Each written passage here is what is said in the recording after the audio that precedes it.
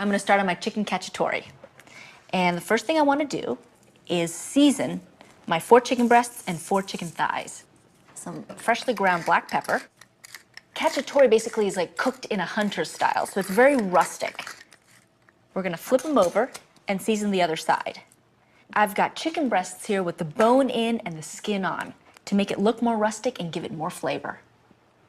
And you know, we've all had chicken cacciatore in Italian-American restaurants, and a lot of times it tends to be an overly sweet sauce and an overcooked dry piece of chicken.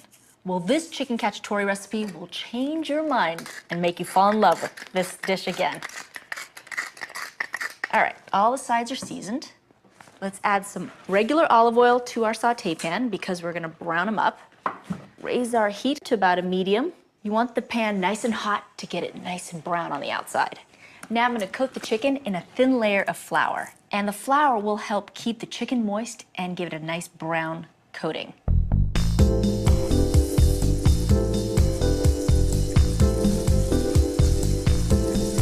In northern Italy, they like to make this dish with onions and carrots, celery. In southern Italy, they like to use anchovies, olives, and sometimes chili peppers. So I'm gonna brown this side, and I'm gonna flip them over and brown the other side. Then I'm gonna get all my ingredients together for my fantastic sauce.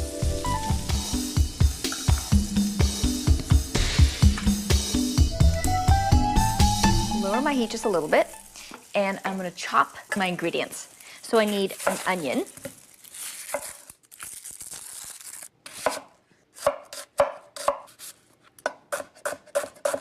Just rough chop. This is rustic cooking. You don't have to worry about size or anything else. I'm gonna add a little bit more oil so that there's enough oil in the pan to coat the vegetables so they can cook. And I'm gonna raise my heat to about a medium, and we're gonna add our onions.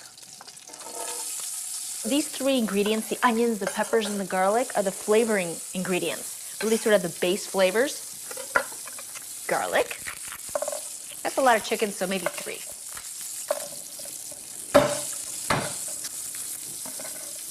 So just a quick little chop. There we go. And into the pan. The onion acts as a bed so that the garlic doesn't burn when you add it to the pan. A little bit of salt. And the peppers. And I'm gonna use 1 big red bell pepper. You could also use green if you wanted to. They're not quite as sweet because the red bell peppers are the ripened version of the green bell peppers. So we're just gonna cut our bell peppers. And we'll add that to our onions and garlic. Doesn't that look good? A little bit more salt, just to release all the moisture and all the juices out of the vegetables, and some fresh ground black pepper. All right. I'm gonna let this saute a couple of minutes, just until the onions are fragrant and the garlic's fragrant and the vegetables start to sort of wilt. And the onions will become translucent. I'm gonna use a can of chopped tomatoes, and I'm using canned tomatoes because they have a lot of juice, a lot more juice than fresh tomatoes have. And that's what's gonna make this dish luscious, nice saucy consistency. Can of tomatoes, some white wine. We're using chicken, lighter, so we're gonna use some white wine.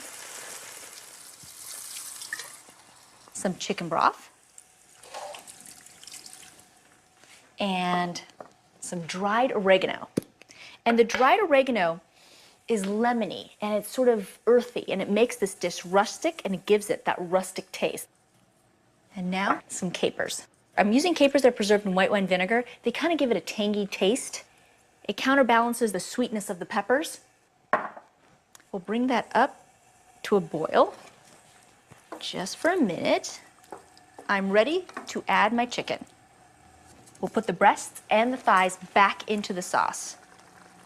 And the flour from the chicken is going to help thicken the sauce. All right, I'm going to let this simmer for about 20 minutes until the chicken is all cooked through.